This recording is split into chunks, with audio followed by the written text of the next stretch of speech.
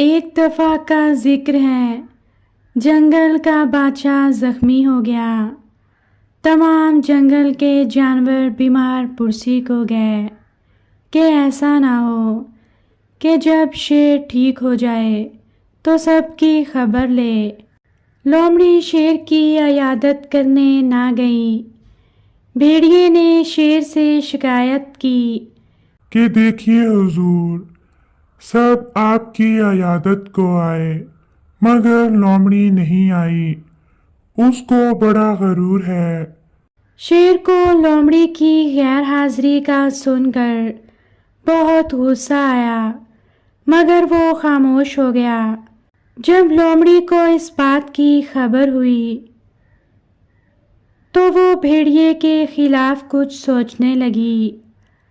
اگلے دن وہ دوڑتی ہوئی شیر کے پاس گئی اور جلدی سے سلام کر کے کہنے لگی، حضور، جب سے آپ کی بیماری کی خبر سنی، دوا کی تلاش میں جنگلوں ماری پھر رہی ہوں۔ اب خدا خدا کر کے ایک بڑی دوا مجھے معلوم ہوئی۔ شیر کے پوچھنے پر لومڑی نے بتایا کہ اس دوا کے حصول کے لیے ایک دوست کی جان لینی پڑے گی۔ حضور پر ہم سب کی جانیں قربان ہوں اور خدا حضور کو تندرستی دے تو اس سے بہتر کیا۔ زخموں کے علاج کے لیے مجھے ایک پرانے تجربہ کار نے بتایا ہے کہ بھیڑیے کا گردہ پیس کر لیپ لگایا جائے۔ بھیڑیے کے گردے میں وہ تمام چیزیں موجود ہیں جن سے زخم بھر جائیں گے۔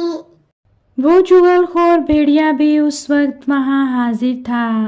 بھیڑیے نے ابھی لومڑی کی بات کا جواب بھی نہ دیا تھا کہ چیٹی نے جو شیر کا چوبدار تھا بھیڑیے کو مار گرایا تاکہ گردہ نکال سکے۔